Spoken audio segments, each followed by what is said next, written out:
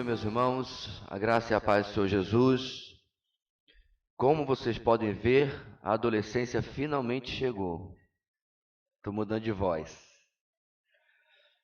Eu estava temendo já há 3 dias que isso ia acontecer, né? Já conheço o meu processo de gripe ou resfriado, sei lá, e sabia que uma hora ia chegar nas cordas vocais e casou direitinho com o domingo.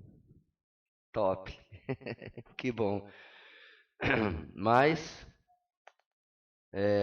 nada que impeça que a gente continue a nossa missão nessa manhã. Como os irmãos bem sabem, nós estamos bastante desfalcados, porque um número considerável dos homens da nossa igreja estão fazendo o curso Pregue a Palavra, né? Que ainda tem hoje de manhã e hoje de noite. Então, isso complica também, às vezes, para algumas esposas e situações, e por isso nós estamos desfalcados hoje de manhã. Mas é por uma boa causa. Com certeza nossa igreja vai colher, nossa igreja e as demais que estão lá. Essa turma é a maior que já foi formada na história do Prega a Palavra. 51 alunos. Era 52, mas um arregou na última hora, na apagada das luzes. Mas nós estamos com certeza plantando uma coisa que vamos colher durante muito tempo, muito tempo. Eu já estou ansioso, positivamente ansioso, para ouvir os testemunhos dos irmãos, como que as mensagens que os irmãos têm ouvido desses irmãos, que, posso garantir, já estão acima da média de muita coisa que se ouve por aí, até de pastores, mas como os irmãos vão paulatinamente ver a mudança, porque o ensino formal, irmãos, ele tem o seu lugar. Se fosse apenas para a gente aprender por observação, não precisava, né? Era só todo mundo ficar observando alguém que já fez, mas é claro que não funciona assim. Você sentar e se debruçar sobre métodos e maneiras de tratar o texto tem um enorme valor, e é isso exatamente que esses irmãos começaram a fazer desde sexta-feira. Bem, mas a nossa missão aqui continua. Matéria é o Plano de Evangelismo do Mestre, aula ou lição número 7, 25 de setembro. Viu? Adolescência? Pode ficar falhando assim de vez em quando? Mas vamos lá. Vamos orar, pedindo a bênção do Senhor nessa manhã.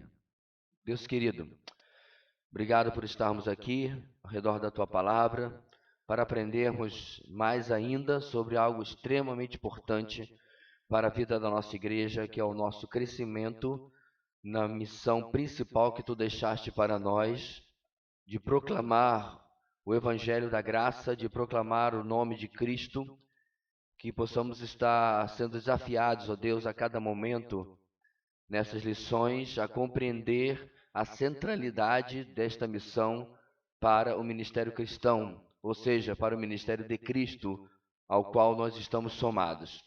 Abençoa também nossos irmãos nas 2 turmas que estão agora se reunindo, ó Deus. Abençoa os professores, que seja uma manhã de grande aprendizado para cada um deles. Em nome de Jesus, amém. Muito bem, meus irmãos, como eu disse, lição número 7, e a palavra-chave dessa lição é delegação. E eu os farei pescadores de homens. Vamos lá. Designados para uma obra. Desde o começo, o ministério de Jesus foi planejado para ser passado adiante. Ele sabia que chegaria um momento a partir do qual os seus discípulos assumiriam a responsabilidade de levar a obra de Deus adiante ao mundo.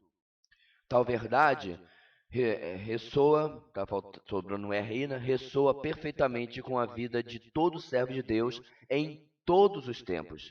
E nós não somos uma exceção.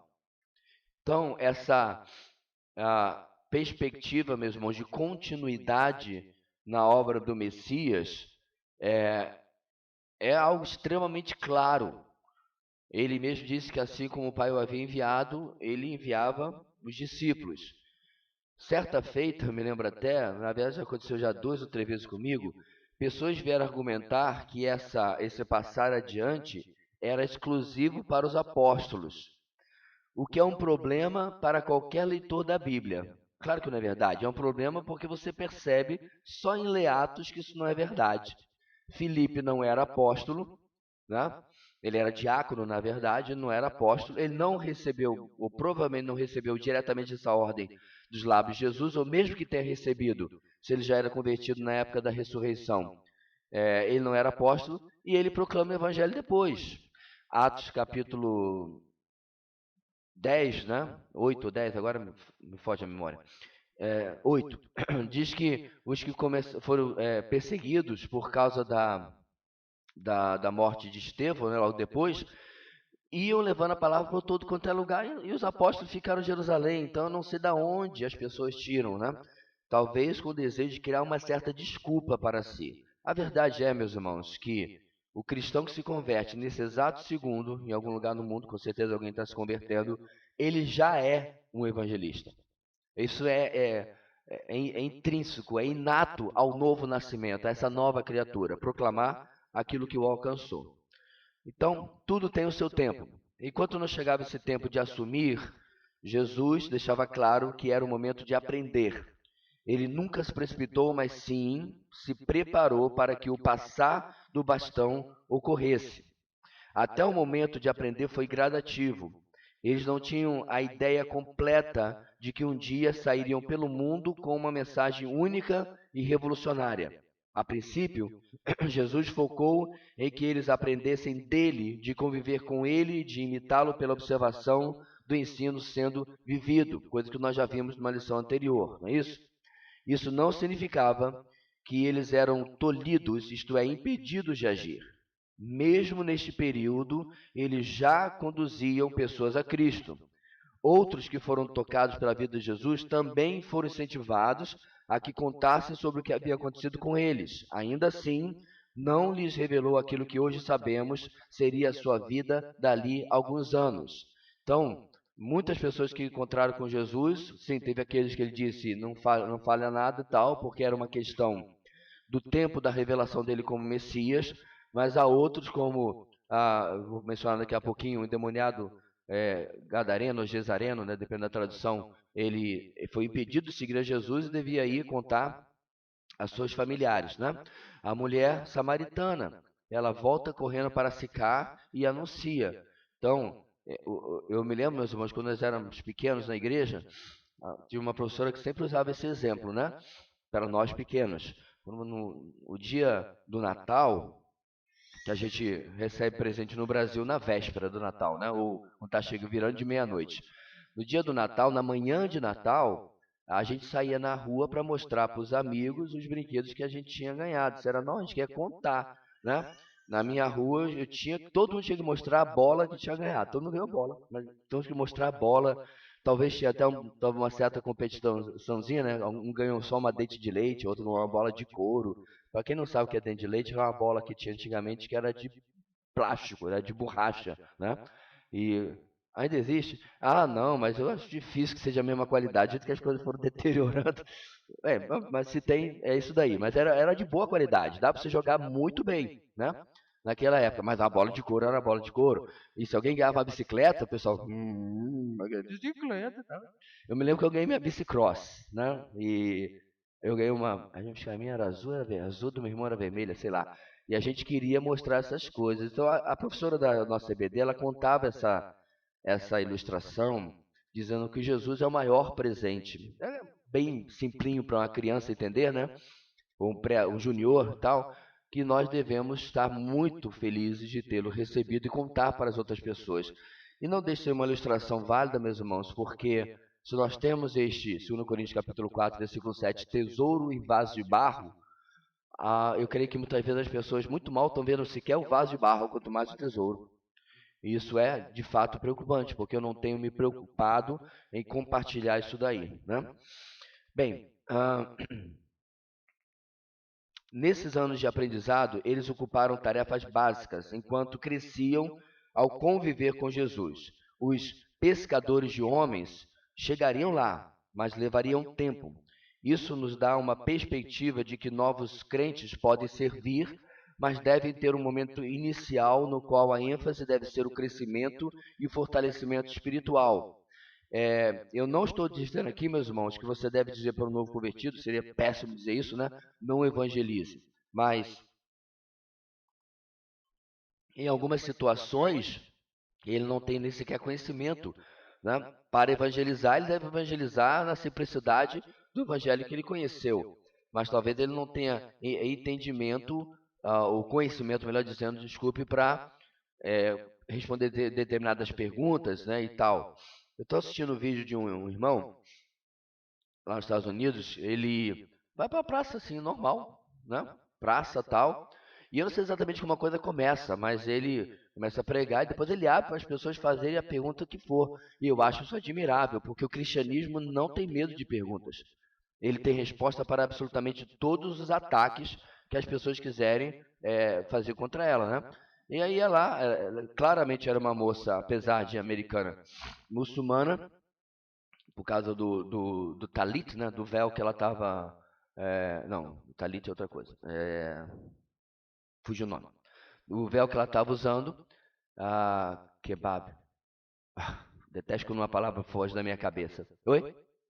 Hijab, isso. Pronto, muito obrigado.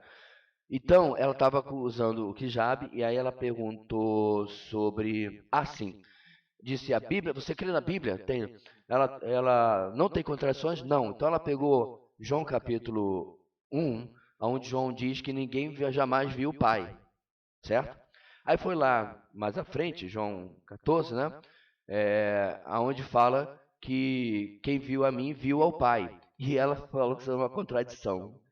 Como é tão fraquinha a crítica que chega a dar pena. E aí o irmão, de forma muito habilidosa e de forma muito tranquila, explicou para ela, mas ela insistia que era uma contradição. Ninguém viu a Deus. Por quê? Porque ela é muçulmana. Ela não acredita que Jesus é Deus, certo? Então ela não compreendeu, porque na verdade o versículo que ela usou, o segundo, era que o filho havia visto o pai, né? Ela não conseguia compreender que quando dizia que o filho havia visto o pai, é o próprio Deus, né? Não tem nenhum mistério aí, é tão simples que até um junior de igreja batista sabe explicar esse negócio aí. Mas ela, como a doutrina dela nega a divindade de Cristo, ela não conseguia compreender o que estava sendo explicado. Então, meus irmãos, esses desafios, com certeza, para um novo convertido, seria mais difícil. Ele não tem conteúdo bíblico ainda, não tem compreensão. Então, ele precisa ser ensinado, ele precisa ter um processo pelo qual ele deve ser passado. Mas se é uma coisa que nós já temos aprendido nessa lição, é que a melhor coisa é nós, desde a conversão de alguém, incentivar essa pessoa a ser um proclamador, para que ela não se acostume com o contrário, de que isso é para alguns, ou isso é para depois, quando eu tiver mais maduro ou mais experiente. Não. No momento da sua conversão em diante, ele já deve compartilhar a simplicidade do Evangelho, certo? Eu reconheci a Cristo como meu Senhor e Salvador, compreendi que sou pecador, entendi a graça e o amor dele, e é só o que a pessoa tem que anunciar, não precisa de nada mais elaborado. Seguindo adiante, a primeira missão evangelística dos 12. Por volta do terceiro giro, na terceira volta pela região da Galileia, que está aí as referências, Jesus começa a colocá-los mais na linha de frente. Chamando os 12 para junto de si, enviou-os de 2 em 2. Aí estão os textos também. Como a águia que ensina os filhotes a voar, empurrando-os do ninho, Jesus também empurrou os discípulos para o mundo, a fim de que aprendessem a bater as asas. Então, olha o processo. Conviveram com eles, você tem que lembrar que esse pessoal está saindo do judaísmo, tá? E está começando a compreender qual é a mensagem do Messias. É um tantinho diferente da nossa realidade, mas ainda se tem um paralelo. Pessoas vêm lá de fora do mundo com todo tipo de conceito, preconceito religioso, uma pré-formatação. Esse período de discipulado, de aprendizado, visa questionar essas más concepções e formatar de uma maneira diferente. E aí, eventualmente, há necessidade de mandar a pessoa adiante. certo? Eu me lembro de certa feita que estava fazendo uma visita com um irmão da igreja que pediu que acompanhasse, né? Era um irmão relativamente novo convertido, 2 anos e pouco, e a situação era um pouquinho volátil, né? Um pouquinho complicada, e aí nós fomos. Mas todo o tempo, irmãos, eu busquei assumir uma posição de supervisão, deixando que ele conduzisse. O conhecido era dele. Ele me apresentou, que é o pastor lá da igreja e tal. Eu cumprimentei, usei toda a minha simpatia e tudo mais, mas eu assumi o tempo todo um papel secundário, deixando que ele fosse. No momento em que ele estivesse dando uma dificuldade, enfrentando dificuldade aí no voo, eu dava uma interferida. Mas se você assume a frente do aprendiz o tempo todo, ele não vai aprender simplesmente, certo? Então, a ilustração aqui da águia é essa, né? Ó, bate asa, senão tu cai. É um pouquinho duro, né? A gente vê a natureza como ela é realmente, mas o filhote aprende eventualmente a voar. Então, a necessidade de você transferir responsabilidades é extremamente importante. Primeira vez que um irmão aqui na nossa igreja pregou no meu lugar, e ele pode testemunhar por si mesmo, tempo depois ele disse que pensou assim, não, o pastor deve estar louco. Então, em nenhum momento o esperado é que ele pregasse como o Joversi. Primeiro porque ele não é o Joversi. Nem o modelo que seria estabelecido pelo pregador costumeiro. A ideia é que dentro da sua limitação, sua experiência, ele copiasse os princípios que ele vinha aprendendo na nossa igreja sobre pregação, que é manter-se no texto. Feito isso, né, André? Já está melhor do que muito pregador por aí. E foi o que ele fez. Ficou no texto. E aplicou o velho OIA. Observação, interpretação e aplicação. Meus amados, mas eu queria pregar como Martin Lloyd Jones. Mano, tu não prega nem como Zé Pedreiro primeiro. Prega como Zé Pedreiro, depois Martin Lloyd Jones. O importante é que tanto Zé Pedreiro quanto Martin Lloyd Jones fique no texto. Eu sei, meus irmãos, o que é você estar diante de um pregador e você fica assim, caraca, da onde ele tirou isso? Cara, é uma sumidade. Você fica, né? Até pequenininho desse tamanho, porque você não consegue destrinchar o texto daquela forma. Não é problema. O problema, meus irmãos, Deus não está buscando performance. Deus está buscando fidelidade. E quando você está treinando alguém, no nosso assunto aqui, que é evangelismo, o esperado é que ele cumpra, mesmo dentro da sua limitação, tá? a sua missão. Voltando para a águia. Com certeza a mamãe águia, né, que já observou uma águia, um gavião, um falcão, as acrobacias que eles fazem, eu duvido que esse rebento que foi jogado para fora do ninho consegue dar um rasante no lago e pegar um peixe. A missão dele é não morrer. É pelo menos manter-se no ar. Essa era a missão dele. E se a águia bate palma, a mamãe estava batendo palma lá. Muito bem, conseguiu. Tá maravilha. Agora volta para o ninho, amanhã a gente vai, né? Fase 2, fase 3, fase 4, a gente vai aumentando a dificuldade. Mas a missão é essa. Ou seja, não era performance. Era apenas fazer o feijão com arroz, fazer a fidelidade. Porque, de novo, meus irmãos, esse talvez tenha sido o problema na maioria dos nossos inícios de vida cristã. E eu sei que foi o meu. Desde o começo, eu fui muito mais ensinado a ser membro de igreja do que a ser evangelista. Então, esse estudo tem me aberto os olhos de que essa é uma necessidade que nós temos de, claro, o texto já fala como Jesus era o ponto de partida, ou seja, nós somos o ponto de partida, ou seja, o veterano, né, é o ponto de partida, mas corrigir um curso de ação nosso para com aqueles que estão chegando, em que eles também devem começar imediatamente a pregar o evangelho, mesmo dentro da sua limitação. Ok? Instruções objetivas. Porém, antes de os empurrar do ninho em missão, Jesus deixou algumas instruções sobre esta missão. Isso é importante porque Jesus destaca de forma mais explícita aquilo que ele vinha ensinando de forma mais implícita o tempo todo. Então agora ele começa a ensinar por palavras aquilo que ele vinha exemplificando na sua vida. Em primeiro lugar, reafirmou o propósito de Deus para as suas vidas. Isso preveniria distrações ou digressões.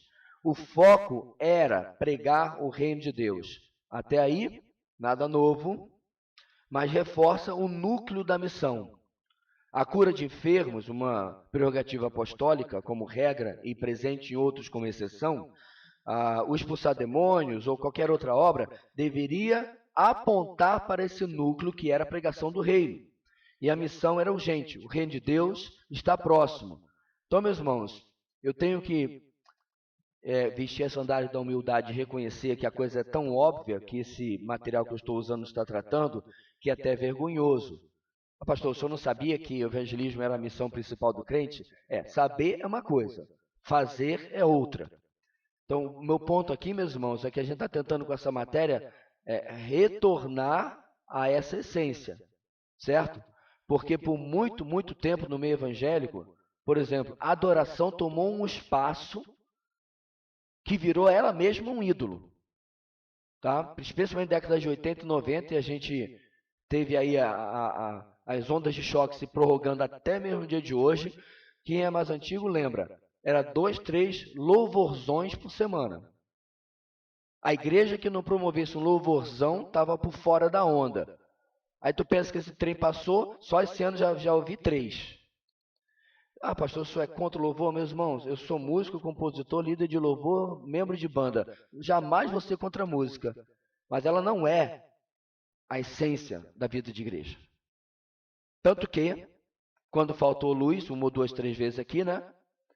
Irmãos, faltou energia, logo vai ficar muito quente, né? Porque é a situação aqui da nossa região. Então, vamos logo para a mensagem. Foi isso que a gente fez? Os irmãos, né, ligaram celulares, lanternas e outras coisas ali, e a gente partiu direto para a mensagem. Ninguém ficou cantando mais durante 10, 15, 20 minutos, esperando o calor chegar e ter que correr com a mensagem. Vamos para o que é mais importante. Porque o centro do culto é a palavra. Certo? Todo o resto tem como objetivo servir de preparação, de amaciante de carne para o prato principal. Na vida cristã em geral, meus irmãos, e isso eu digo inclusive extra culto, a pregação deveria ser a nossa maior preocupação. E eu temo dizer que não tem sido assim na vida de muito, muito, muito cristão. E hoje a gente vai dar alguns passos, inclusive, como, digamos assim, corrigir isso. Em seguida, Jesus determinou o alvo. Naquele primeiro momento, eles deveriam ir somente aos judeus. Certamente os discípulos entenderam errado tal restrição. Entenderam como sendo algo que dizia que o reino e o Messias eram apenas para os judeus. Mas não era esse o caso. Há duas razões por trás da restrição, entre aspas, de público de Jesus. Primeiro, o povo judeu esperava o reino e o Messias e a mensagem seria melhor compreendida por eles. Este era um bom ponto de partida. Deixa eu dar um exemplo. Vamos supor que você se muda para Nova Delhi.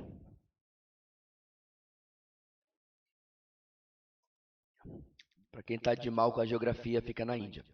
Você se muda para Nova Delhi. A maior parte do povo é hindu, uma enorme parte é muçulmana e uma minoria cristã, certo? Estrategicamente, não que você seja necessário você fazer isso, o mais sábio seria você começar em uma região cristã, porque só porque é cristão não significa que todo mundo é crente, tá? Bom entender isso. Você começa aonde o nome de Jesus é mais familiar, e você dali começa a criar um centro e expande para outros. É isso.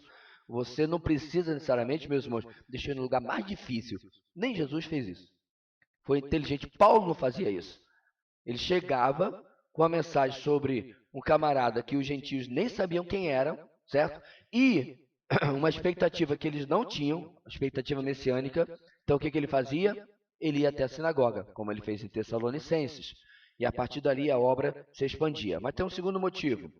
Este é um momento transitório, no qual a rejeição do Messias por Israel precisava ser estabelecida para que aquele que veio para os que eram seus e não foi recebido por eles pudesse receber os que não eram seus. E lhes desse o poder de serem feitos filhos de Deus, como está em João 1, 11 e 12. Com o passar do tempo, ele, Jesus, expandiu este alvo da missão, inclusive no envio dos 70 ou 72, né? Tem um problema textual aí, não determinando a mesma restrição. Então é interessante, quando ele envia os 12, ele envia apenas as ovelhas perdidas da casa de Israel. E aí começa cada vez mais a se consolidar a rejeição do Messias, e o próprio Jesus, em um segundo momento, quando vai mandar, né, as outras 35, 36 duplas, ele já não faz a mesma restrição, e eles podem ir em qualquer lugar, ou a qualquer lugar, ok? Ao que parece, o elemento de familiaridade e proximidade deve ser explorado na nossa missão. Paulo, indo primeiro nas sinagogas, aponta a mesma coisa, e a partir daí, então, expandirmos para territórios menos amigáveis, por assim dizer.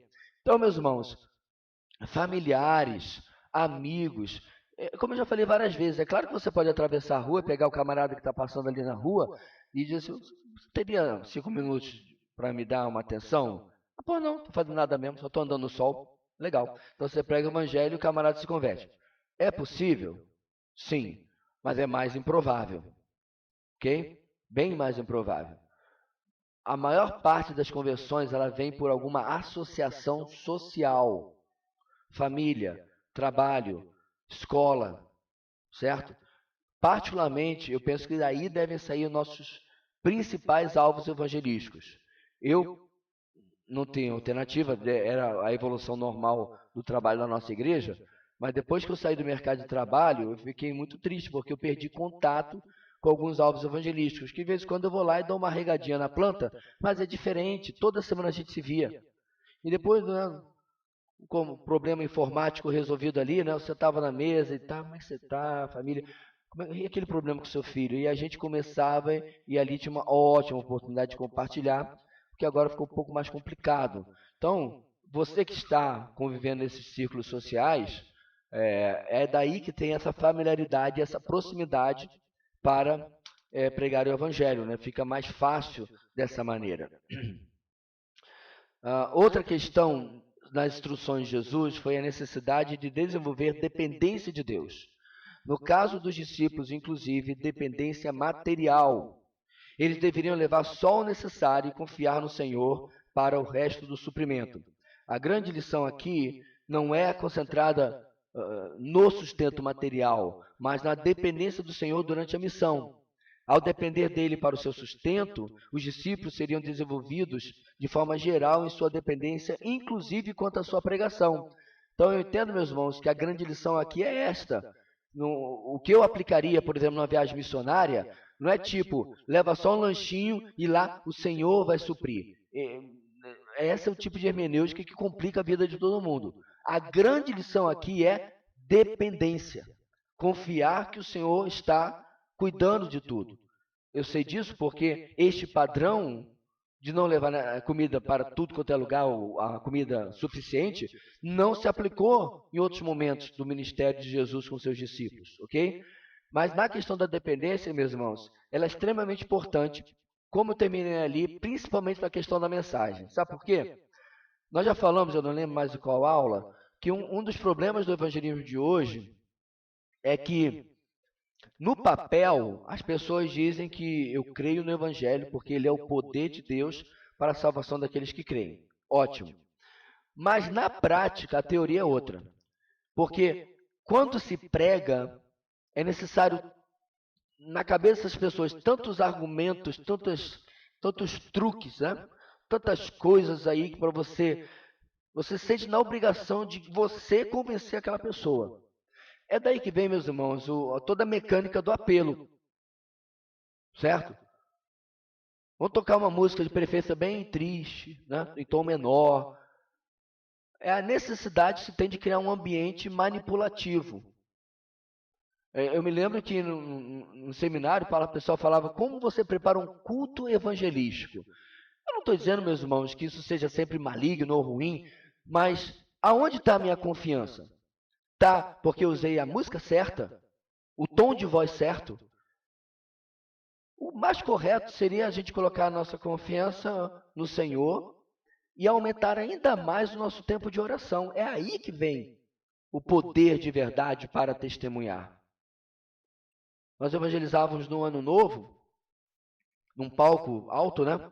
mini cultos, a madrugada inteira. Convertia pessoal que ia assaltar as ondas, macumbeiro, um monte de gente. E embaixo do palco, irmãos, ficava. Você não podia ir lá só para tocar, porque tu não é estrela, né? Ah, vim tocar, agora eu vou embora. Não. Eram equipes. Sua banda terminou de tocar, ou você vai lá para frente para acompanhar o evangelismo, frente do palco, ou você ia para baixo do palco na intercessão, a noite inteira de intercessão. Porque era inculcado na nossa cabeça que nós estávamos de fato, e sempre não só ali porque estava cheio de macumba e tudo mais, né? Mas a gente sempre está em batalha espiritual, mas isso era inculcado na nossa mente. Nós estamos numa batalha espiritual e a oração é indispensável. Então, quanto menos eu oro, irmãos, a gente vai explorar isso bastante quando chegar no texto de Tessalonicenses com aquelas 2 palavrinhas, né? Ou 3, se for na versão revista atualizada. A gente vai explorar isso bastante porque, de novo, eu nunca conheci um cristão que dissesse assim, eu estou satisfeito com a minha vida de oração. E eu acredito que alguns falam isso, ou eu falo o contrário, né? Eu estou insatisfeito com a minha vida de oração, e não é por falsa humildade, é por uma avaliação apropriada. Coisa não tá boa. Diga, Marcelo. Não tem microfone, hoje tá mal. Para ficar aqui gravado, irmãos, exatamente o que eu estava pensando lá na aula do Prega a Palavra, porque basicamente o que a irmã Marcela falou é o seguinte: o problema não é conhecer, porque na verdade não conhecer tem se tornado o problema da maioria das igrejas. O problema é quando a gente só conhece, mas não tem dependido do Espírito Santo, que foi inclusive uma das nossas aulas aqui, certo? E essa dependência se comprova através da oração. E o que eu estava pensando lá, meus irmãos? Um sermão, ele leva 10 a 15 horas para ficar pronto, às vezes mais. É trabalhoso, tem, às vezes, o lugar que você empaca para poder tomar decisões exegéticas sobre para que lado que você vai, certo? Agora, ai do pregador, e aí também vai, ai do evangelista, ai do líder de ministério, ai do que qualquer coisa que for no reino, que acha só porque você ralou, né, muito, necessariamente Deus tem que, coitadinho, né? Perdeu até o filme preferido dele, o jogo de futebol, para poder estar aqui preparando. Eu vou abençoar. Não, não funciona assim, irmãos. A bênção de Deus, ela está relacionada ao quanto eu compreendo a minha necessidade dessa bênção. A minha independência por causa dos meus muitos recursos, ou sabedoria, ou conhecimento, ou até pretensa espiritualidade, isso é um repelente para a obra do Espírito Santo.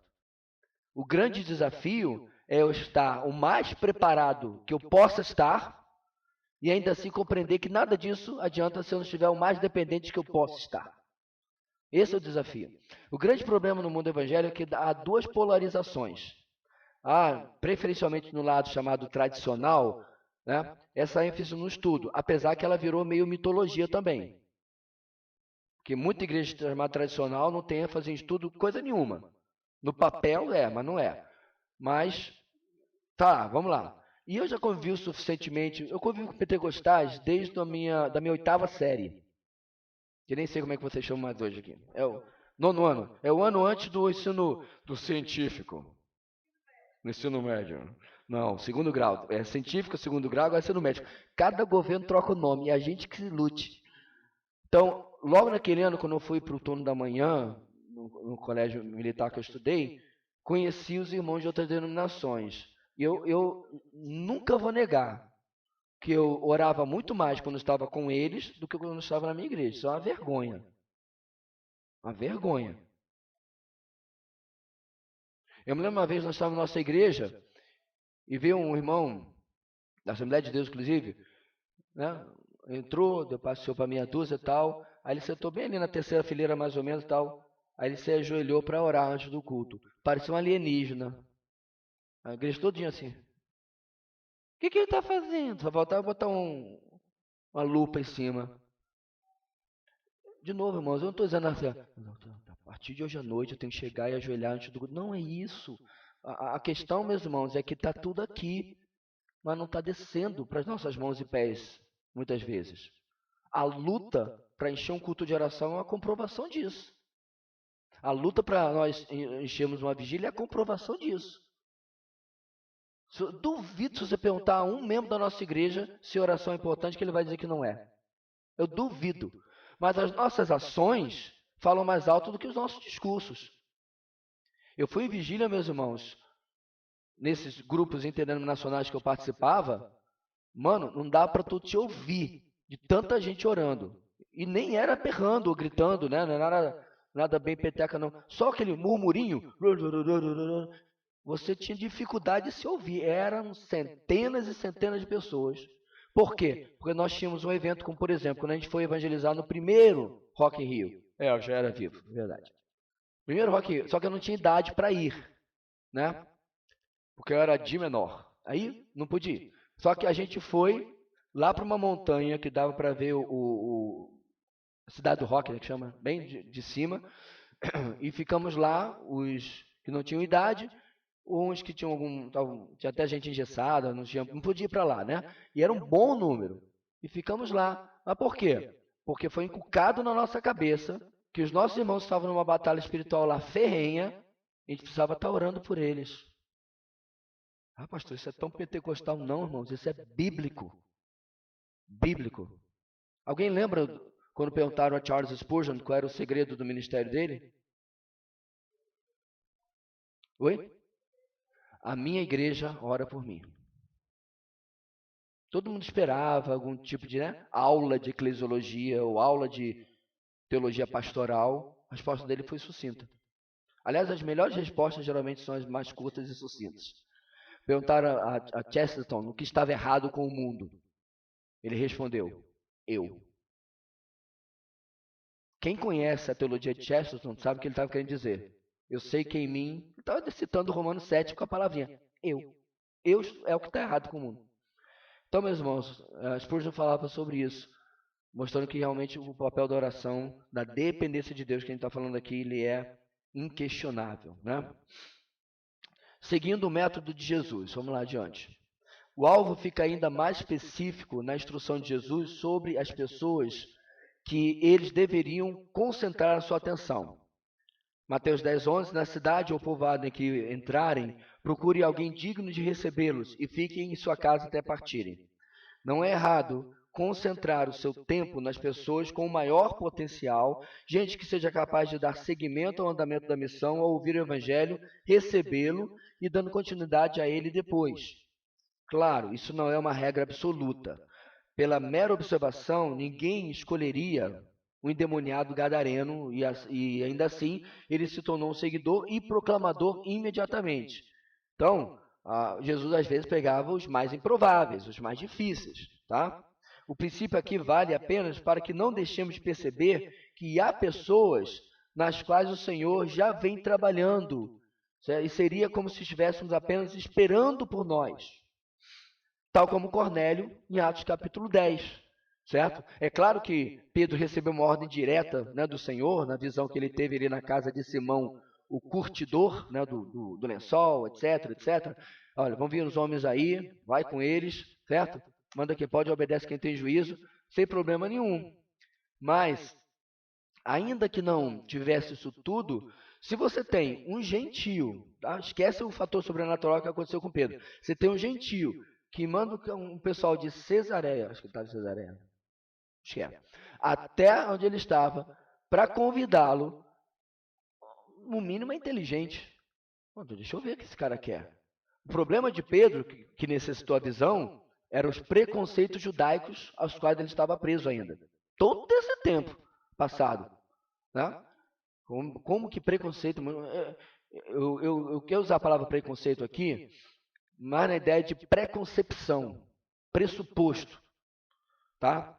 Porque o problema nunca foi racial, é importante a gente destacar isso. O problema do judeu nunca foi com raça, foi com crença. Gentios que adotaram o judaísmo eram tratados como judeus, da mesma maneira. O problema é quem não adotava, abraçava o judaísmo. ainda na mentalidade de Pedro, o evangelho era uma coisa judaica. Tanto tempo depois, né? E ali precisava dessa quebra de paradigma na mente dele, né? Onde eu parei mesmo? Sim, Cornélio. Né? A rejeição não é esquecida nesta instrução de Jesus. Se ninguém fosse um filho da paz daquela cidade, eles deveriam denunciar a rejeição de Deus por eles. Mateus 10, 14. Se alguém não os receber nem ouvir suas palavras, sacudam a poeira dos pés quando saírem daquela casa ou cidade. Algo claramente cultural que pouco seria compreendido no dia de hoje, né? Não adianta nada. Saí, fui no Cajaí pregar, não me ouviram. Só precisando você estar ciscando por qualquer coisa aí, né? Inventando galinha. Então é uma coisa cultural que não tem nada a ver conosco. Algo similar seria apenas deixar tais pessoas em sua dureza de coração e não as antagonizar, porque o gesto do bater a poeira da sandália, né, do calçado, já era mensagem suficiente. Não precisava falar nada, não precisava antagonizar as pessoas, dentro daquela cultura já estava bem comunicado. A rejeição, meus irmãos, todos nós sabemos, isso é extremamente comum. Né? Eu recebo muito mais nãos no meu processo evangelístico do que sims. Isso é óbvio. Né? Até brinco que cada vez que eu recebo um bolo dos convites que eu faço e as pessoas não aparecem, dá para abrir minha própria loja de vender bolo, né? Tanto bolo que eu recebo. O pessoal diz, pastor, domingo tô lá, pode contar comigo. Até brinco, né? Olha, vou mandar lavar o tapete vermelho e desenrolar só para você, e deixa a pessoa bem, né? Tranquila. Aí fico lá da frente, olhando para a porta, que nem criança, né? Esperançoso. Não vem. Pior é quando marca na minha casa, não aparece, eu fico a tarde toda esperando. Às vezes eu inverto, né? E já aconteceu também não dá certo. Aí marco para ir na casa da pessoa, aí dá meia hora antes, olha, surgiu um imprevisto. Irmãos, é incrível. Para as coisas de Deus, imprevisto é a palavra que mais aparece. Né? Não aparece imprevisto para ir ao cinema, não aparece imprevisto para sair com a família, mas para as coisas de Deus é uma coisa triste. Mas a rejeição faz parte. E os discípulos também experimentaram isso. Jesus experimentou isso. E a concepção que me resta é: se rejeitar o meu Senhor, quem sou eu? Porque nós precisamos compreender também, irmãos, volta no tempo. Você se converteu no primeiro convite que você recebeu? Tudo bem, se você se converteu tão pequeno como eu, né, 10 anos, a Leila 8 anos, é diferente. Mas você se converteu adulto, você se converteu no primeiro convite, no primeiro chamado que você recebeu? Hã? Tem nem perigo, né, Danilo? É possível, porém muito, muito, muito improvável. Quantos bolos você deu nas pessoas? Quantas pessoas você deixou esperando e lhe convidaram, né? Era uma ocasião especial. De repente você estava naquelas igrejas que contam os visitantes, você não deu ponto para aquela pessoa porque não foi. Pastor, tem isso? Tem. Tem igreja que quando tem visitante, né, você ganha ponto na sua classe, né? O André, que é crente há uns 300 anos, lembra disso aí. Você tem quem trouxe a Bíblia, quem fez a lição, trouxe visitante, é a classe que tem mais pontos, ganha na gincana da EBD. São as coisas que eu não sei nem por que a gente fazia isso, mas fazíamos muito. Bem,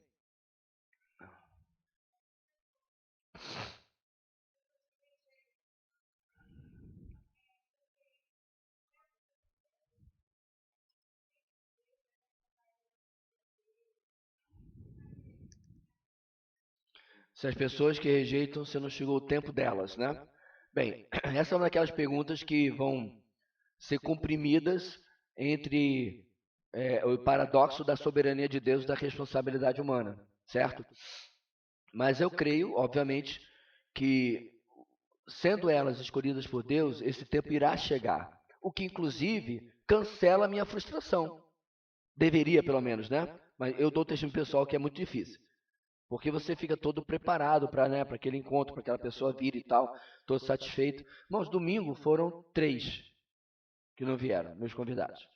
Na quarta-feira, no GV, grupo de vida, foram outros 3. Só que só um confirmou que tentaria ir. Outros dois falaram que não podia mesmo, não estava se sentindo bem, outro tinha compromisso. E aí você continua. Na semana seguinte você convida de novo. Por isso que eu vivo dizendo, meus queridos, use os recursos. Presenteie um devocional pessoal evangelístico. Aí durante o ano, né? Nossa, dá uma olhada no devocional de hoje. Até cita qual é o dia. Hoje nós estamos no dia 264. Dá uma olhada hoje. Você vai alimentando aquela plantinha. De novo, soberania de Deus, responsabilidade humana. Porque eu quero combater a ideia de que você deve mandar um convite e dizer assim, porque isso é uma visão tosca, né? Se for para ser mesmo, Deus vai trazer a pessoa. Eu já fiz o convite. Espera aí. Funciona assim. Deus opera através das nossas iniciativas soberanamente. Você pode, inclusive, fazer uma lista de distribuição dos seus 2, 3, 4, 5, 10, 20, 30 alvos evangelísticos, mandar o link da mensagem domingo. Você vai alimentando, certo? Aquela plantinha, vai usando a palavra para mudar essa resistência à vida dessa pessoa. Além, é claro, né, de buscar oportunidade para sentar presencialmente mesmo e compartilhar o evangelho, chamar para momentos sociais. Há inúmeras iniciativas que a gente pode tomar. O que a gente não pode é desistir, porque essa resistência, essa rejeição é natural do ser humano, né? Até porque a pessoa não tem a concepção, irmãos, de que você está oferecendo para ela a resposta, a única resposta para todos os seus problemas. Certo? Ela não entende isso. Você entende. Mal comparando, desculpe a comparação, né? Você vai acudir um animal preso. Quando outro dia eu vi o cara pegando um leão da montanha, um puma, né? Que não é exatamente um gatinho que você vai lá e diz assim, gatinho, como é que você tá? Quer um pouquinho de leite? Não. O bicho é feroz. E ela estava presa, a fêmea, na cerca da fazenda, né? Lá em Montana, Estados Unidos. Bem, aí tiveram que fazer todo, né? Botar um pano em cima da cabeça do animal, né? Para poder ela ficar parada, para poder cortar a cerca, tirar o pano e torcer para que ela corresse pro lado de lá, não do lado de cá. Porque ela não entende que está sendo ajudada. Mas se você está comparando o incrédulo com o bicho, não, mas eu estou comparando a falta de entendimento. O homem natural não entende as coisas espirituais. Não é como se a gente estivesse fazendo um convite e a pessoa dizendo assim, olha, eu entendi muito bem que você está me chamando para eu poder ser salvo, né? Mas eu não quero. Não, a ficha não cai. 2 Coríntios capítulo 4, Deus deste século cegou o entendimento. Eu fico impressionado, meus irmãos, que né, você pega um texto de Efésios, 1 de Pedro, meu coração aquece. Minha garganta fica com nó, o texto é maravilhoso, o incrédulo lê aquilo e... nada. Porque não tem conexão para ele. Não tem relação para ele. Eu estou lendo aí o testemunho da minha vida. Efésios capítulo 2, toda aquela tranqueira dos primeiros versículos, mas Deus que é rico em misericórdia, pelo grande amor que nos amou. Como você lê isso, seu coração não aquece? O incrédulo ali, muito bom ser religioso, é bom ter coisas espirituais na vida, não entende nada. E esse é o seu público-alvo. E por isso, mais uma vez, que a oração é indispensável, para que o coração dessa pessoa seja arado, né? A terra do coração dessa pessoa seja revolvida para que a semente do evangelho possa frutificar. Ok?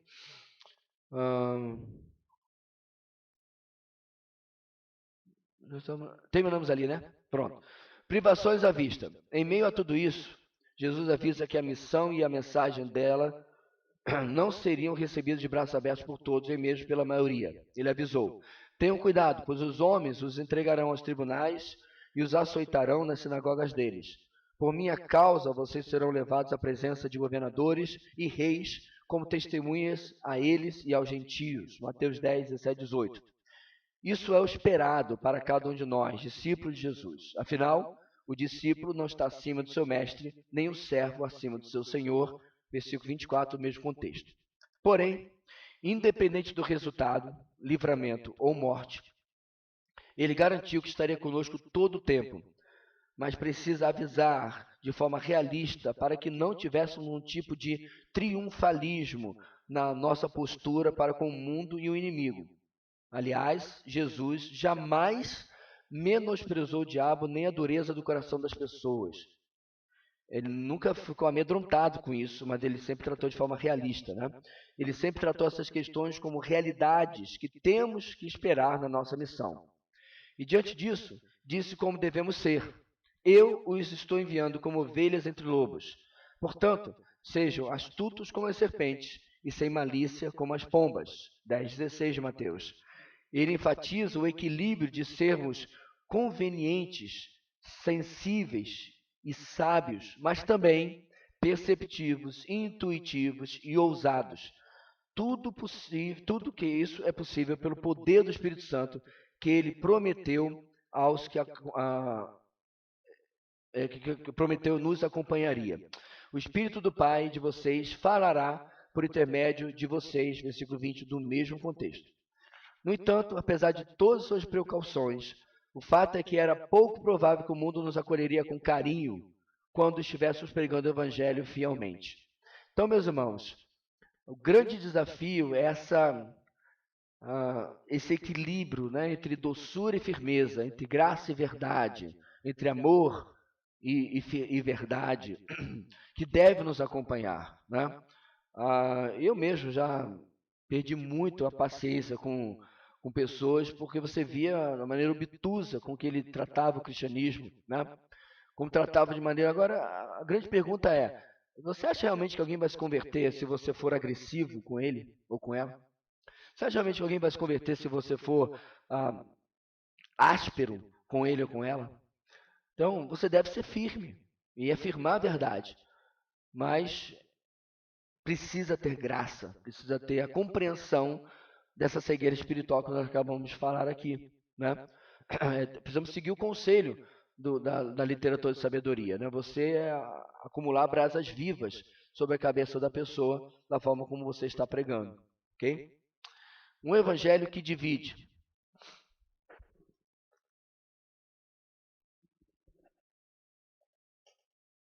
Não podemos deixar de destacar como o Senhor Jesus lembrou os discípulos da natureza decisiva do convite do Evangelho. Não há espaço para meio termo, nem comprometimento com o pecador. Não há como ter dois senhores. Então o Evangelho é claro, irmãos, ele é exclusivista, certo? Ele cancela a possibilidade de qualquer outra alternativa. E isso deve fazer parte da nossa pregação também, tá? Como eu já falei, inclusive, no domingo retrasado, se não me engano, não existe coluna do meio, não existe meio termo. Não tem alguém mais ou menos perdido ou mais ou menos salvo, né?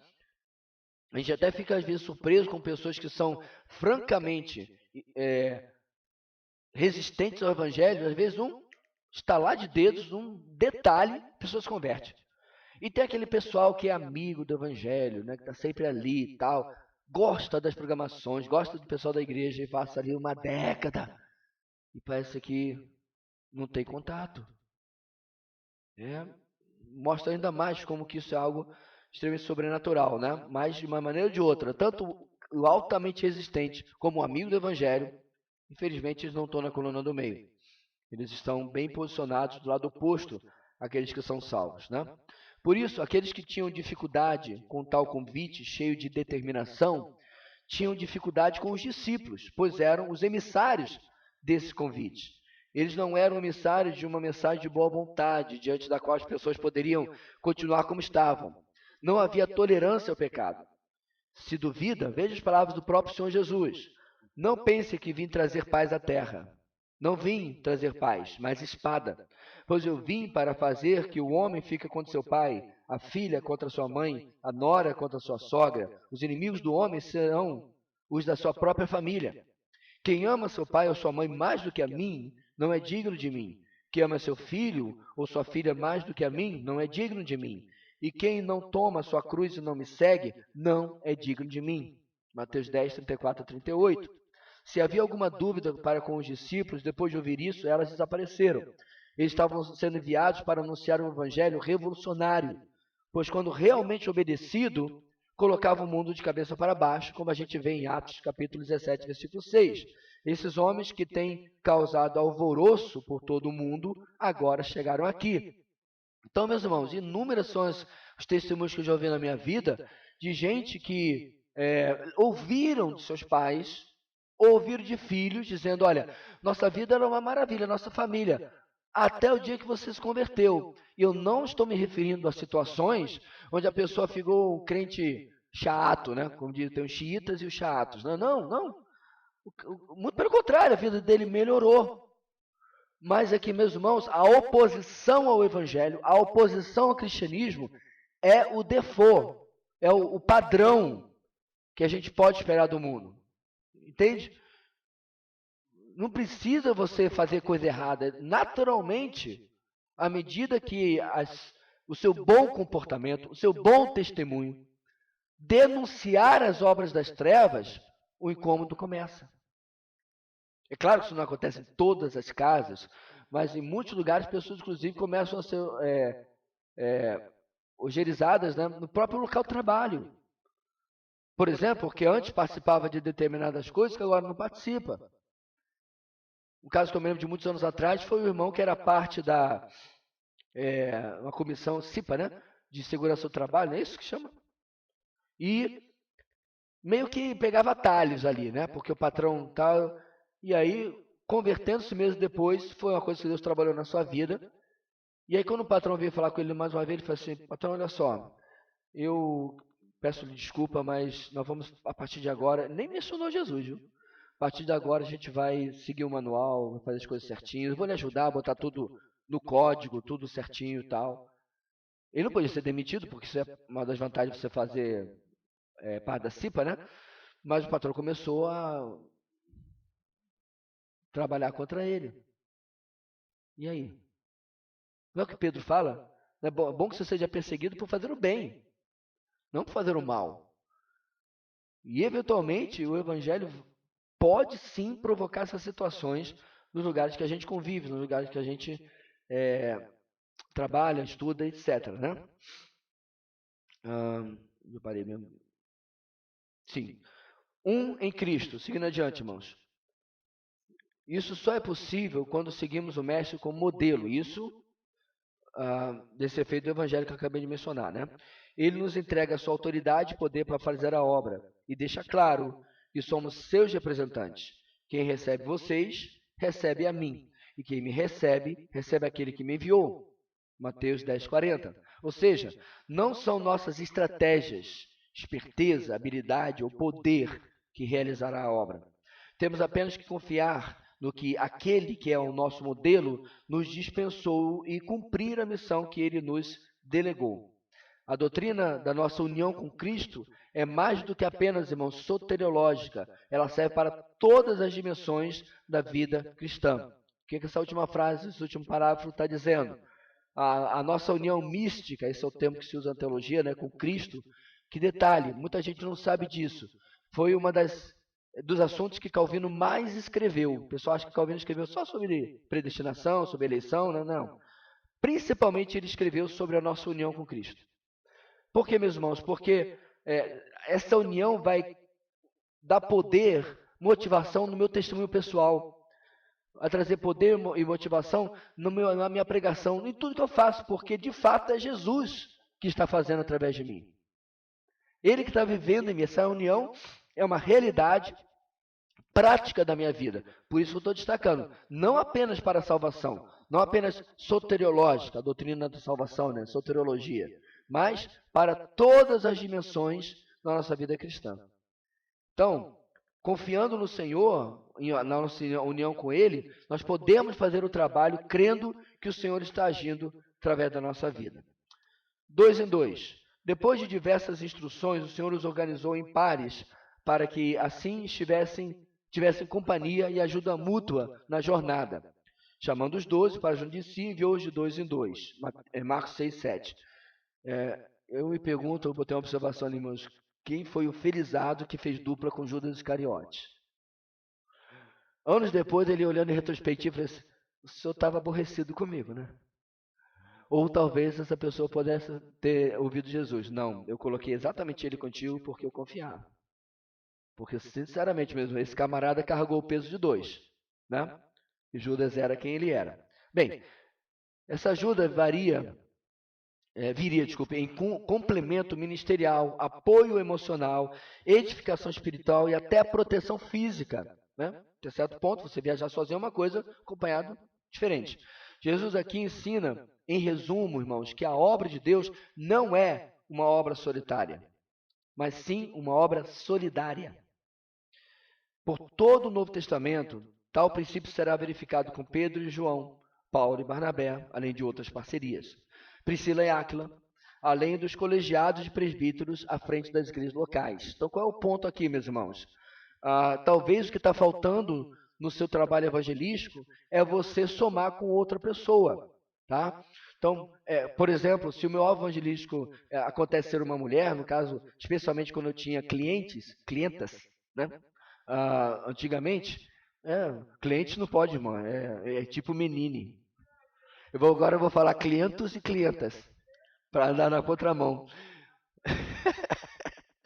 Quando eu tinha essas clientes mulheres, né, e o momento de falar do evangelho e tal, eu tenho minha esposa. Essa é a vantagem de ser casado. Mas se você não tem alguém para acompanhar, chame uma outra irmã, né, se for fazer uma visita. Então, o ponto aqui, meus irmãos, é que você pode aplicar o princípio do cordão de 3 dobras, mesmo sendo casamento, no ministério. Tá?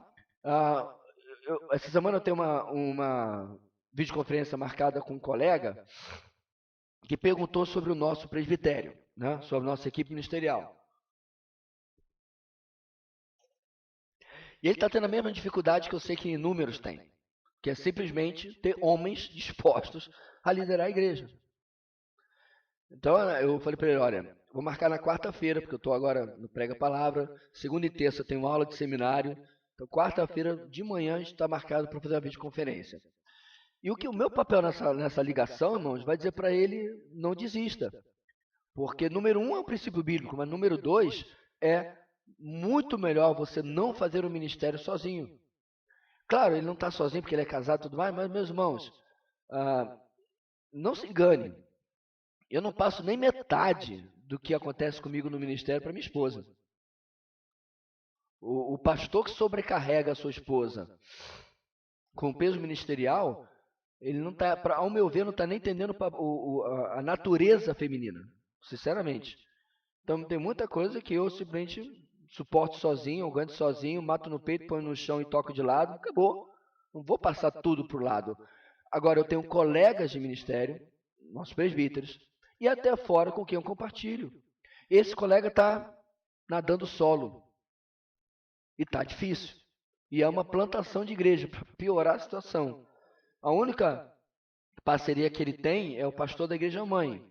Tá ok, tá indo lá, beleza. Mas a igreja que ele está já tem alguns anos, 3, 4, começou um bom tempo antes da pandemia, talvez até mais, e já era para esse pessoal ter dado fruto. E ele está sozinho. O princípio que a gente está vendo aqui, meus irmãos, é que isso não é bom. Todo ministério e evangelismo não é diferente. Você deve fazer em dupla, no mínimo, ou até mais. Você tem alguém que você tem trabalhado? Olha, poxa, a gente queria fazer uma visita a você com as irmãs da igreja. Ou se é um homem, né? Com os irmãos da igreja fazer uma visita com você. Os encontros sociais, meu irmão, você se juntou, que nem os jovens, sexta-feira, desculpe, sábado passado, né? Estavam lá assando uma carninha, jogando uma sinuca, jogando um jogo aqui e tal. Teve a tempestade, aquela coisa toda, mas é um ambiente perfeito de você levar um alvo evangelístico. Há força em números, é o que Jesus está nos ensinando aqui, certo? E detalhe, os discípulos aprenderam a lição. Com raras exceções, como por exemplo Filipe, né, o diácono evangelista que vai para Samaria, você não vê o pessoal andando sozinho. Eles aprenderam a lição de que era necessário você ter um companheiro, um parceiro, né, ali na luta, ok? Bem, além dos 12, teve a missão dos 70.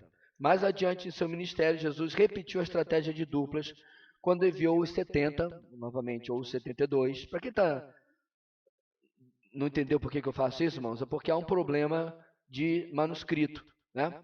Alguns manuscritos está escrito 70, outros manuscritos está escrito 72. Então a crítica textual vai para um lado ou vai para o outro. Ah, pastor, a Bíblia tem erros? Aprenda, pausa, parênteses. Aprenda o seguinte, irmãos. A Bíblia é sem erros em seus manuscritos originais. O que saiu da pena do autor, profeta, apóstolo, tal, não possuía erros. Agora, os copistas, os centenas de copistas que fizeram milhares de cópias ao redor do tempo, cometeram alguns erros, às vezes pequenos, como um símbolo que muda os para ros. Isso é lá em 1 Timóteo, esse problema. Tá? É bem pequenininho o problema, mas aí você tem que fazer uma crítica para entender. Neste caso, qual doutrina cristã é afetada se são 70 ou 72? Absolutamente nenhuma. Não muda a soteriologia, não muda a pneumatologia, não muda a teologia, muda a cristologia, não muda nada. Certo? Mas eu estou destacando porque talvez você leia uma versão, leia em outra, e pode dar uma contradição aí na sua leitura. Tá? Então, lá. Não temos detalhes de quem eram esses que ele enviou, esses 70 ou 72, mas certamente dentro estavam os 12. Devem ter surgido, inclusive a partir da atividade dos 12, e agora iriam se beneficiar da experiência deles. Aplicaram as mesmas estratégias e atitudes que viram em Jesus. Um acréscimo apenas foi que a proclamação deles iria preceder a visita de Jesus. Foi a mesma coisa que ele fez com os 12. A diferença agora, lembrando, não havia restrição de ir apenas aos judeus, e eles estavam proclamando nas diversas cidades, e depois Jesus também iria até lá, né? Eles eram como que arautos que estavam proclamando. Mas, de novo, confirma a necessidade de equipes quando você está trabalhando para Deus. Ordens pós-ressurreição. As ordens da missão foram dadas por Jesus em várias oportunidades antes de sua ascensão aos céus, depois de sua morte e ressurreição. E a ordem era clara. Clara, não clara. Eles deviam sair pelo mundo e repetir o que viram e aprenderam nos últimos 3 anos e pouco. Ele disse pela primeira vez no mesmo dia da ressurreição, na noite de Páscoa. E lhes disse, está escrito que o Cristo haveria de sofrer e ressuscitar dos mortos no 3º dia, e que em seu nome seria pregado arrependimento para perdão de pecados. Olha aí, irmãos, a todas as nações, começando em Jerusalém. Vocês são testemunha dessas coisas. Lucas 24, 46 e 48. Dá para entender Pedro? Dá para entender qualquer um deles? Está aqui, a todas as nações. E eles ainda tinham dificuldade e mantinham, ou tentaram manter, né, o evangelho dentro do escopo judaico. Mas Jesus falou, né? Não foi falta de falar. No mesmo contexto, Jesus disse, Pai seja com vocês, assim como o Pai me enviou, eu os envio. João 20, 21. Aqui Jesus garantiu novamente que a tarefa teria capacitação do Espírito Santo, está no resto desse contexto. Seguindo, irmãos, a segunda oportunidade foi numa montanha na Galileia, onde Jesus proferiu as famosas palavras da grande comissão aos apóstolos e aos demais discípulos, que já somavam cerca de 500 irmãos, como você tem registrado em 1 Coríntios 15, 6. Somente essas palavras, que diz aqui, irmão, já daria um livro. Dá para a gente falar muito tempo aqui. Então Jesus aproximou-se deles e disse, foi-me dada toda a autoridade no céu e na terra. Portanto, vão e façam discípulos de todas as nações, batizando-os em nome do Pai, e do Filho e do Espírito Santo, ensinando-os a obedecer a tudo o que eu lhes ordenei. E eu estarei sempre com vocês até o fim dos tempos. Isso é Mateus 18, 18 a 20 e a versão reduzida, né? E Marcos 16, 15. Finalmente, momentos antes de voltar ao Pai, Jesus corrigiu a curiosidade dos discípulos em assuntos que não eram para os seus dias e nem da sua conta, e os apontou com o que deveriam ocupar as suas vidas. Ele lhes respondeu, não lhes compete saber os tempos ou as datas que o Pai estabeleceu para a sua própria autoridade, mas receberão poder quando o Espírito Santo descer sobre vocês, e serão minhas testemunhas em Jerusalém, em toda a Judéia e Samaria e até os confins da terra. Atos 1, 7 e 8. No versículo 6, os discípulos haviam perguntado: Mestre, será nesse tempo que há de restaurar o reino a Israel? Repare que ele não diz, que reino, que Israel, vocês não entenderam nada? Não, ele apenas disse, isso não é agora da sua conta. O que mostra, meus irmãos, que sim, tanto Israel quanto uma restauração desse reino tem lugar na agenda escatológica de Deus, só que não é nesse tempo, né? Aí eu queria compartilhar essa ilustração. No filme Questão de Honra, de 1992, com Jack Nicholson e Tom Cruise, recomendo tremendamente, o personagem Nicholson repete: nós cumprimos ordens ou pessoas morrem. Numa das cenas mais épicas do cinema, quando ele está no banco de testemunhas. Sejamos sinceros, nossa natureza humana não lida bem com a autoridade. Porque tudo isso que nós vimos nesses versículos agora, irmãos, é o suprassumo da autoridade de Jesus nos dando uma ordem. Desde berço, recusamos o que nossos pais querem de nós se estiver fora da nossa soberana vontade pessoal. Desde berço. A maioria das crianças aprende a dizer não bem cedo na vida. Assim, quando contrariadas, sentenciam seus pais à sua teimosa desobediência. Não! E acabou. Ou não, né? Ou a Havaiana canta. Mas está lá, está na natureza. Não somos tão diferentes quanto ao nosso Deus. Amamos quando a vontade dele se alinha com a nossa, mesmo que o raciocínio deveria ser o contrário. Mas no íntimo, detestamos quando a verdadeira soberania contradiz os nossos maravilhosos planos. A nossa carne brada, não, mesmo que tenhamos dificuldade em reconhecer. Não é diferente quanto às ordens deixadas por Jesus nesses textos que nós vimos. Uma porção enorme dos cristãos passarão a vida nos louvorzões, nos eventos, nos cargos eclesiásticos, na completa omissão ou até mesmo como amantes da palavra, mas é só. Décadas de vida cristã e nenhuma vida tocada eternamente. Simplesmente porque não conseguem seguir ordens. Não é um convite. Uma vez eu vi isso no culto de missões. Que Jesus está fazendo um convite para que nos juntemos a Ele. Eu sei que a gente também usa imperativo para convite, né? Venha à minha festa. Mas não é isso que acontece em Mateus capítulo 28, texto que ele pregava. É uma ordem. E detalhe, a ordem nem é o vão, o id. A ordem é façam discípulos. Enquanto estamos indo, enquanto estamos vivendo, enquanto estamos cuidando da nossa vida, porque ela também tem que ser cuidada, façam discípulos. É o que está nesse texto. O princípio é claro. Quase que eu troquei, irmãos, para a regra clara, como o Arnaldo, né, do futebol, o juiz. É claro que Jesus não deixou a sua obra à mercê das intenções, do entendimento ou do que era conveniente às pessoas. Seus discípulos receberam ordens claras, como vimos. Eles não tinham espaço para interpretações pessoais. Até mesmo a compreensão rasa que eles tiveram no começo, quando começaram a andar com Jesus, agora não era mais assim. Eles agora tinham a conclusão de Jesus sobre suas ordens para tomarem suas próprias conclusões.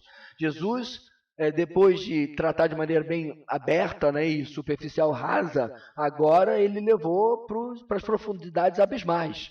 São os versículos que nós lemos. E eles tinham que tomar as mesmas conclusões, não dava mais para fugir.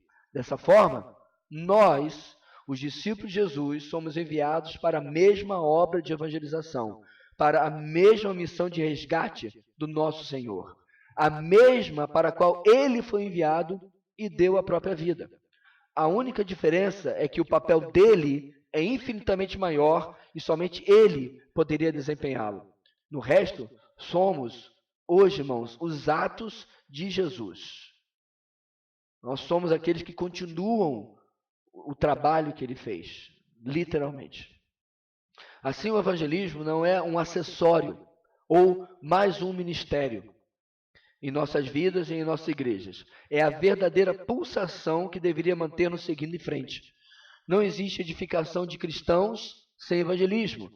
Cada discipulado, aula de EBD, conferência ou qualquer outra iniciativa em uma igreja local não deve servir apenas para manutenção de quem já está lá, mas para a edificação de um prédio, detalhe, que nunca para de crescer na medida em que pedras vivas são alcançadas, ou seja, convertidas a cada dia. Passado mesmo uns 4, 5 anos, nós temos irmãos que precisam de novo daquilo que você já recebeu.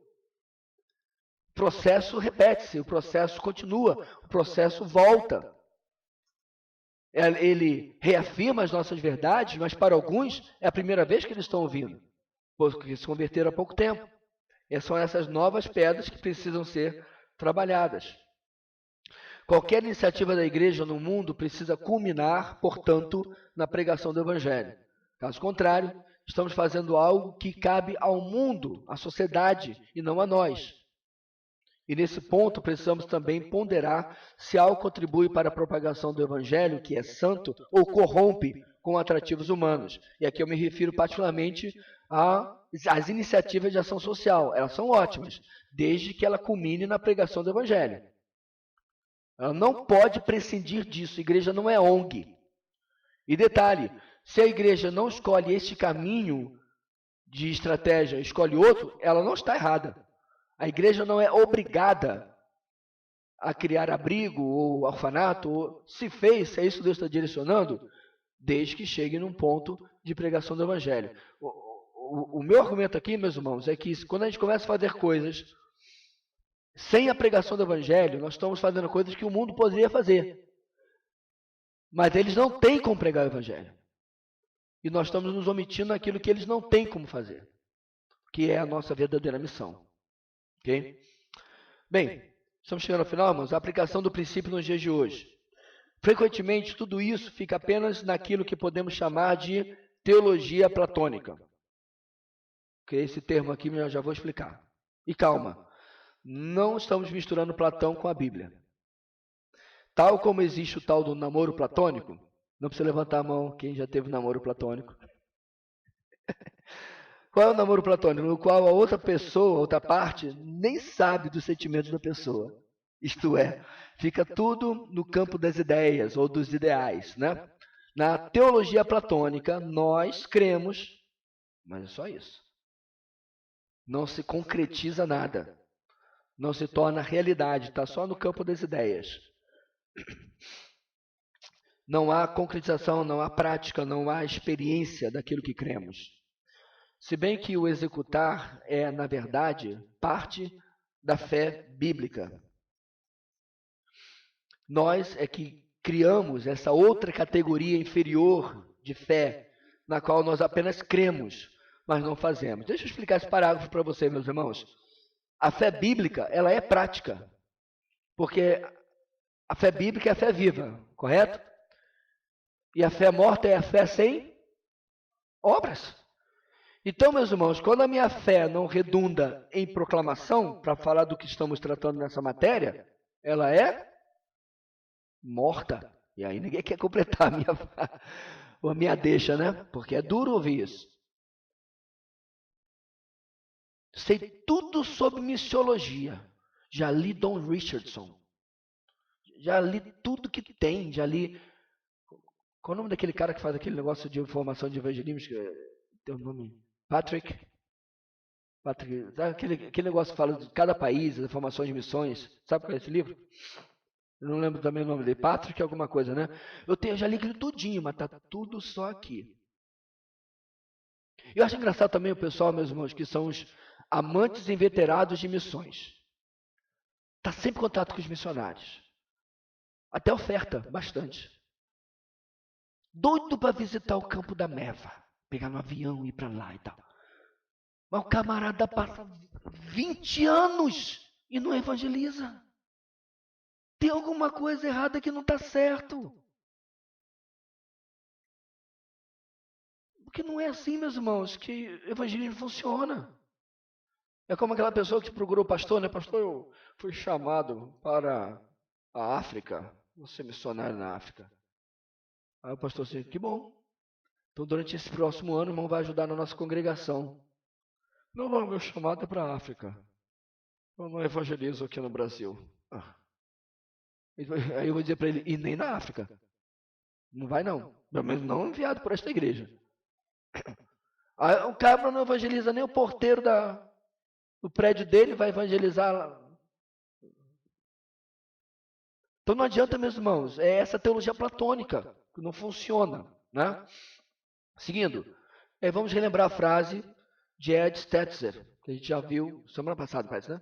Muitos cristãos amam evangelismo, mas só quando ele é feito por outras pessoas. Até chora no momento de missões ali, né?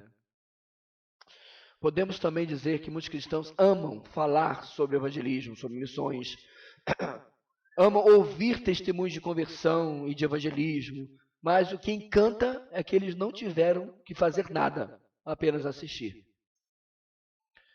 E certamente, meus irmãos, não foi esse o objetivo do Mestre quando deu as ordens missionárias para os seus discípulos, inclusive eu e você.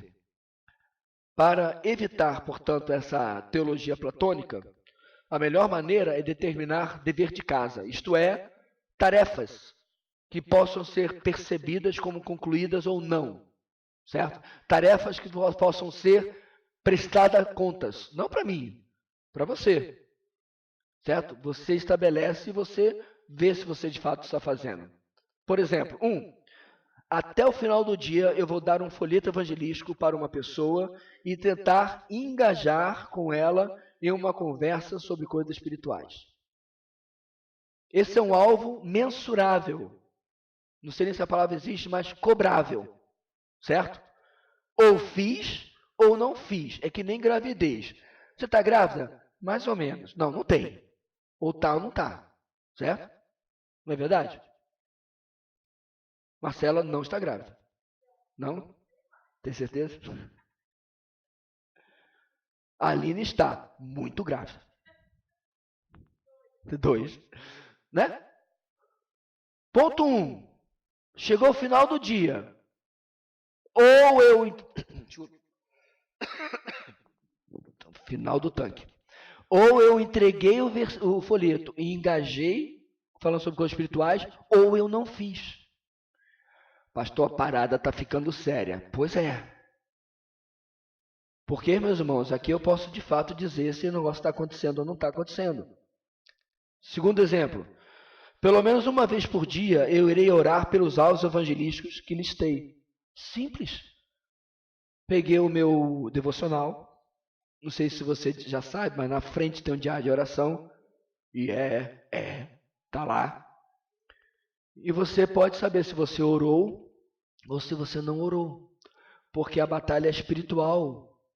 E é preciso oração. De novo, cobrável, mensurável, fiz ou não fiz. Terceiro exemplo, são só exemplos, irmãos, você pode criar centenas, tá? Sempre antes da reunião do meu grupo de vida e do culto de domingo, eu irei enviar convites para alvos evangelísticos. Gente, isso é tão simples. Eu tenho minha mensagem está até pronta. Eu só mudo data. Em vez de oi, coloco um olá para variar um pouquinho, né? Para dar uma criatividade e tal. Cria uma lista. Gente, nossa, tá no mundo da tecnologia, é tão simples uma coisa dessa. Quarto, vou utilizar as gravações das mensagens da igreja, enviando-as para amigos e parentes crentes. Simples. Agora a grande pergunta é, por que não fazemos? Eu não vou pedir para você levantar a mão, mas eu sei, meus irmãos. Porque de vez em quando eu não interagi, o assunto surge, aí a pessoa diz assim, pois é, pastor, toda semana eu esqueço.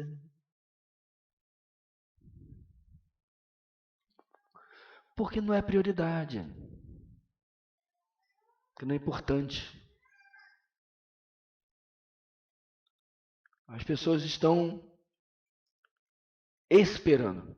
Não sabem que estão esperando, mas elas não estão buscando. A iniciativa parte de mim, parte de nós, não delas. Bem, isso estimula a iniciativa por parte da membresia e mostra como a tarefa de evangelismo é muito mais viável e real do que a forma como ela é romantizada muitas vezes, fazendo parecer que as coisas acontecem do nada, né? Eu estava aí, acabei falando uma coisinha assim que eu nem sei o que eu falei e a pessoa se converteu. Não, não acontece não.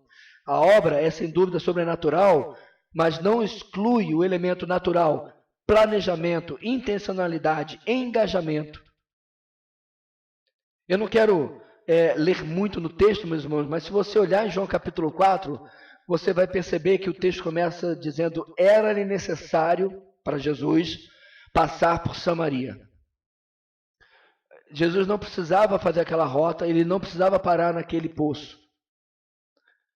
A de Jesus, obviamente, é Jesus, mas há um planejamento, há uma intencionalidade para que ele estivesse ali e falasse com a mulher samaritana.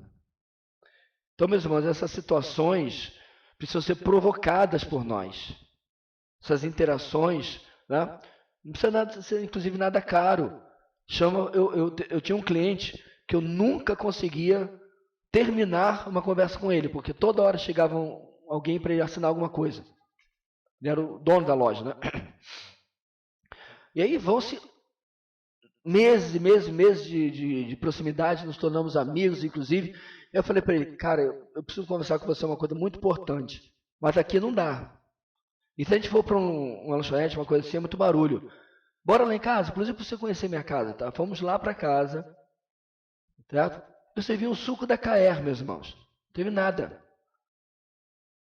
Não teve bolo, não teve nada. Eu sentei, falei: quer uma água? Café? Peguei a água, o suco da Caer, né? Servi e conversamos durante 40 minutos. E ele pode, se ele um dia chegar para alguém e dizer assim: nunca me falar de Cristo, ele é um mentiroso. Porque ele ouviu uma clara exposição do Evangelho, mas se escondeu atrás da sua religiosidade familiar católica. Durante os anos, e nós não temos mais tanto contato, eu volto a regar aquela plantinha. Mas ele ouviu o Evangelho. Por quê? Eu criei uma situação que eu não conseguia conversar com ele no trabalho. E você pode fazer uma coisa similar, né?